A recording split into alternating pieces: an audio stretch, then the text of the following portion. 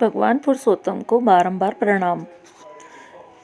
पुरुषोत्तम मास के 13वें अध्याय का मैं विस्तार से वर्णन करती हूँ। निमिषारण्य तीर्थ में उपस्थित ऋषि मुनियों ने पूछा, हे सुत जी, कृपया हमें यह बताइए कि राजा दृढ़धनवा ने पुरुषोत्तम मास के स्नान, व्रत और पूजा से क्या प्राप्त किया। उन्हें विशाल राज्य, पतिव्रता स्त्री और पुत्र आदि का सुख कैसे मिला। सूत जी बोले, हे ऋषियों, श्री नारायण ने भी नारद जी को यही इतिहास पहले कहा था, वही मैं तुम्हें सुनाता हूँ। हे मुनियों, यह पापनाशक कथा गुरुकुल से जैसे मैंने सुनी थी वैसे ही दृढ़धनवा राजा की कथा मैं तुमको सुनाता हूँ। श्री नारायण बोले, हे नारद, राजा दृढ़धनवा की गंगा जी के समान पवित्र पुरानी कथा तुम सुनो। चित्रधर्मा राजा के बड़े तेजस्वी, सत्यवादी, धार्मिक, सर्वगुण संपन्न पुत्र राजा दृढ़धनवा हुए। उन्होंने चारों वेद बड़ी प्रसन्नता और चतुरता के साथ पढ़े।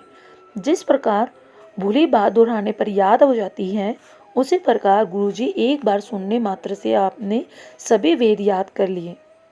विद्या अध्ययन करने के उपरांत गुरुजी को दक्षिणा देकर आज्ञा पाकर अपने पिता के नगर में आए। नगर निवासियों को आनंदित करते हुए अपने महल के पहुंचकर पिताजी को प्रसन्न किया। तब राजा ने विचारा कि अब मुझे बाकी समय प्रसन्न मुख और 2 भुजा वाले मुरलीधर भगवान श्री कृष्ण की आराधना करनी चाहिए। इसीलिए मुझे वन में जाकर श्री हरि भगवान की आराधना करनी चाहिए। घर, धन, स्त्री, पुत्र आदि के प्रेम पास को काटना चाहिए। ऐसा दृढ़ निश्चय करके अपने योग्य पुत्र दृढ़धनवा पर राज्यभार छोड़कर राजा ने मन में श्री कृष्ण भगवान की तपस्या करते हुए तपस्या प्रारंभ की और राजा चित्रधर्मा तपस्या करते करते बैकुंठ को प्राप्त हुए। राजा दृढ़धनवा ने पिता के बैकुंठ वास के समाचार को सुना। पितृभक्त महाराजा दृढ़धनवा ने हर्ष और शोक में विद्वानों के कथनानुसार पिता की क्रियाक्रम किया। पवित्र नगर पुष्पर के नीति शास्त्र में निपुण राज्य राजा करने लगे। उसकी सुंदर स्वभाव वाली विदर्भ देश के राजा की पुत्री गुण सुंदरी नाम की धर्मपत्नी थी।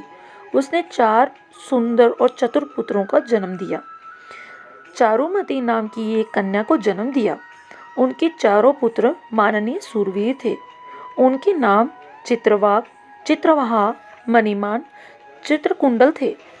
श्री नारायण ने आगे कहा, एक दिन रात्रि में सोते समय राजा विचार करने लगे कि यह सब सुख किस काम का और कैसे मुझे इतना पुण्य प्राप्त हुआ। मैंने कोई तप ही नहीं किया, कोई दान भी नहीं दिया, न ही कोई हवन किया। इस समय किसके पास जाकर मैं अपने सौभाग्य के कारण को जानूं। इस प्रकार विचारते हुए रात्रि बीत गई। प्रातःकाल ब्रह्म मुहूर्त में उठकर राजा ने स्नानादि नित्य क्रम से निवृत्त हो प्रातःकालीन संध्या करते हुए और सूर्योदय होने पर अर्घ देते हुए भगवत कृपा से ब्राह्मण आदिकों को स्वागत, स्वीकार, नमस्कार, दान आदि देकर घोड़े पर सवार हुए। राजा घोड़े पर सवार हो शिकार खेलने वन में जा पहुँचे। वहाँ मृग, वाहरा, सिंह तथा अन्य अनेकों भयानक पशुओं का शिकार किया। एक मृग राजा दृढ़धनवा के बाण द्वारा विंधित हो एक दूसरे इधर उधर भागने लगा। राजा ने भाग हिरण के खून की गिरी हुई बूंदों को देखते हुए पीछा किया, किंतु मृग कहीं जाकर छिप गया और राजा इधर उधर वन में भटकता रहा।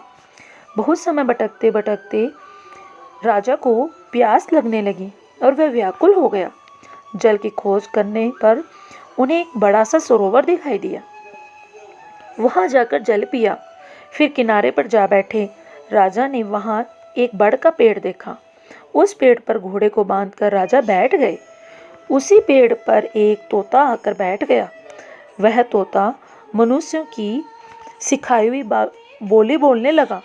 राजा उसे सुनकर बड़े आश्चर्य में पड़ा और वह तोता कहने लगा, हे राजन, इस संसार में अनेकों सुख हैं उन्हें देखकर तुम परम तत्व का विचार नहीं करते, तब भला उस संसार को कैसे पार करोगे। राजा के सामने कई बार इस प्रकार कहने पर जिसे सुनकर राजा प्रसन्न हो मोहित हो गए। राजा विचार करने लगे, यह तो नारियल के समान अगम्य सारपूर्ण श्लोक को बार बार बोलकर क्या कह रहा है। यह श्री वेदव्यास जी के पुत्र श्री सुखदेव जी हैं क्या, जो संसार में डूबे मुझ जैसे मूर्ख को चेतावनी दे रहे हैं। इस प्रकार राजा विचारने लगे।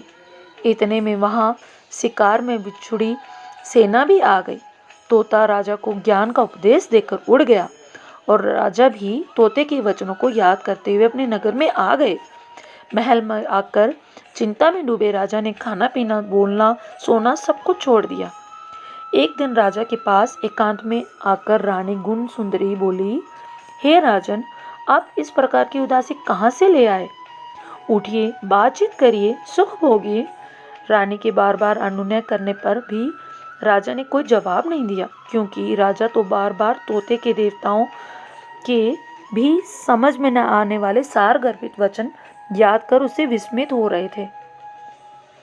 रानी ने राजा की यह दशा देखकर लंबी सांस छोड़ी और बड़ी दुखी हुई, किंतु सोचने पर भी पति की चिंता का कारण न समझ सकी। राजा को इस प्रकार सोचते हुए बहुत सा समय बीत गया और इस दशा से उबरने का कोई मार्ग नहीं दिखा। इति से पुरुषोत्तम मास 13वां अध्याय समापन। भगवान पुरुषोत्तम सब पर अपनी कृपा दृष्टि बनाए रखें। जय हो।